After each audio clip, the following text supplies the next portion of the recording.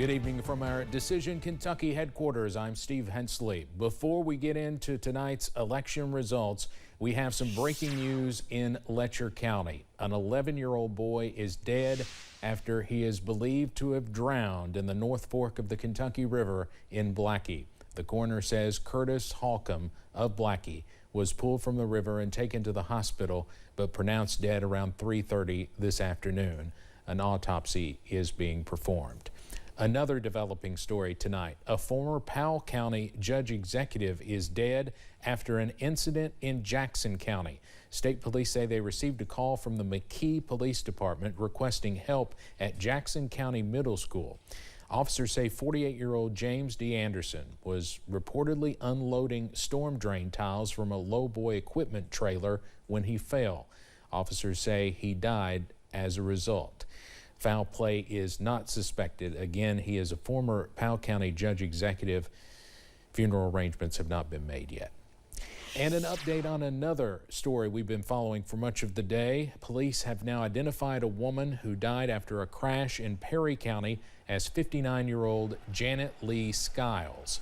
Officers say the crash happened near the Perry-Breathitt County line early this afternoon. A man was also taken to Hazard ARH, but his name and condition has not been released. Now to the election, and the results are all in for Kentucky's 2024 primary. Several incumbent legislators are set to serve another term. The dean of the House wins again. Biden and Trump win big, plus one county and one city go wet.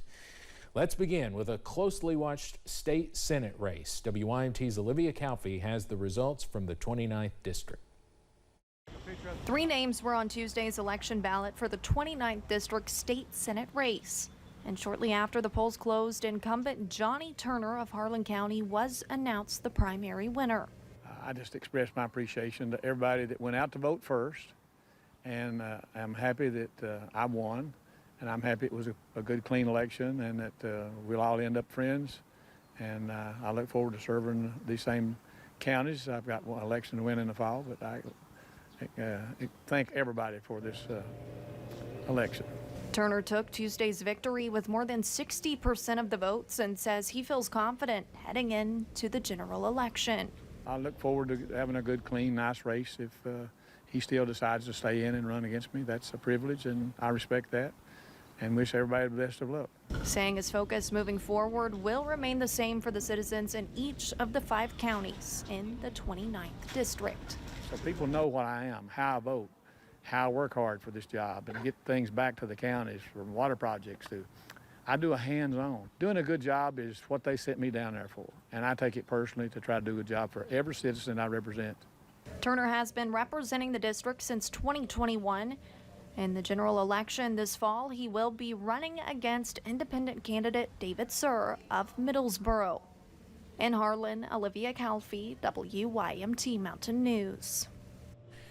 So here's a closer look at the numbers in the Republican primary in the state Senate 29th district. Johnny Turner was 62% of the vote over former Knott County judge executive and radio station owner Randy Thompson, getting 31% of the vote, and Sean Gilley was 7%.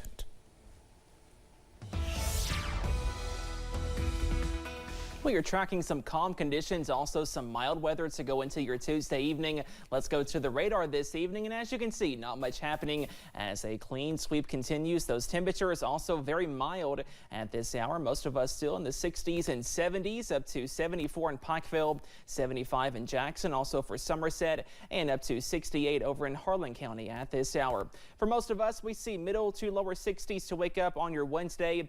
A small chance of maybe a few areas of patchy fog, but overall not too bad to wake up and walk out the door on your Wednesday morning commute. Speaking of your Wednesday, you will need the umbrella at times. Not going to be a widespread issue, but those higher rain chances are looming by Wednesday evening, pushing into Wednesday night. Another warm one is on the way tomorrow as highs are back in the middle to maybe upper 80s in some areas, and more rain chances are looming to close out the week. All those details coming up in just a few minutes. Steve? All right, Cameron, thank you. One Letcher County city is going wet. Today's election brought Fleming Neon one step closer to seeing alcohol sales in the town. WYMT's Buddy Forbes takes a closer look at that vote. After dealing with the devastation of the 2022 floods, voters in Fleming Neon say going wet may be the only way forward. Especially after the floods, a lot of people have been leaving. Well, even before that, a lot of people's left, and this town's been dying for something to bring back tourism. The majority of voters agreed, saying they support the sale of alcohol in city limits. We need funds, the city needs funds, the tax rate isn't enough to carry us. FEMA money will be gone soon. The item passed during Tuesday's primary election, and while some voters are still opposed, citing religious or moral reasons, others say the change is a good thing that could create opportunity for police funding and potential businesses. I think allowing alcohol will greatly benefit the city because this city, the city of Neon, needs something. Saying the sales could be a real shot in the arm for the city. In Letcher County, Buddy Forbes, WYMT Mountain News. Supporters represented 80% of the vote, with 66 voters saying yes. The 17 no votes only accounted for 20% of the vote. It was a measure that's been on the ballot 3 times before, and the 4th time is the charm. Knott Countyans voted to make the entire county wet today. Some voters told WYMT that alcohol sales going to surrounding counties were hurting the Knott County economy. Others said they were opposed to the change because of its potential impact on certain businesses. Before all the votes were in, Knott County Clerk Reese Cornett said there would be specific procedures if the measure passed. If it goes wet, they will have to apply for license, and that will have to go through the License Bureau, Alcohol License Bureau.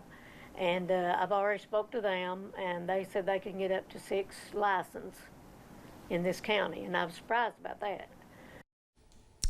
So here's the numbers. 1,447 people in Knott County voted to go wet. 995 voted no. Al Cross reported on KET tonight there are only 4 completely dry counties left in Kentucky.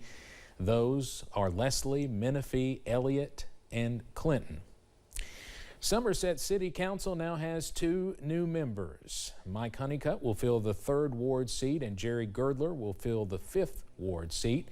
Somerset Mayor Alan Keck says with the progress the city has made in the last few years, he's looking for the next council members to share the passion of continuing that trajectory. So here's a closer look at those numbers. Somerset City Council Ward 3, Mike Honeycutt, the winner there over Brannon Wielden, Brent Fleming, and Barbara Beckham. And in the other city council race, Ward 5, Jerry Girdler, 51% of the vote over Margaret Dix, 31%, and Jeanette Hyslopes, 18%. A Commonwealth's attorney for more than 3 decades was defeated tonight. Voters in Clay, Jackson, and Leslie counties picked first Assistant Clay County Attorney Haley Jo Fields over longtime Commonwealth's attorney Gary Gregory. Gregory has held that position in the 41st Circuit since 1993. I was getting the results on my phone as I stood there, and I was almost in tears, just so excited about all 3 counties being aligned. Because from the start, this was never an issue of just Clay County. Clay is the bigger of the 3 counties, but the issues were not just in Clay County. There were possibly even more issues in Leslie and Jackson that needed addressed. So I'm very relieved that they also recognize those issues and want those changed. Fields will face Democrat Jake Roberts in November. So here's a closer look at those results. Haley Jo Fields, pretty big win tonight over the longtime incumbent Gary Gregory, 62 to 38%. In Bell County, Mike Taylor won the 44th Circuit Commonwealth's attorney race over incumbent Lisa Fugit. Taylor says some of the most pressing issues facing Bell County is its jail system and how it processes some cases. Following his victory, Taylor also talked with us about the work to be done and what he's doing in the community right now. We're talking to people and we want to hear what they have to say. Yes, I think that's very important. They should know what's going on and have an input in. So Mike Taylor, 67% of the vote over the incumbent. Lisa Fugit's 33%.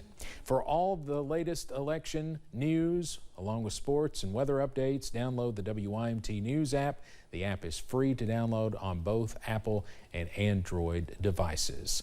We're not done with election coverage yet. Coming up, the Dean of the House will stay there for another term. A look at a couple of Kentucky's congressional races as our election night coverage continues. Plus, we are tracking some more wet weather for the rest of this week. Your first alert forecast coming up.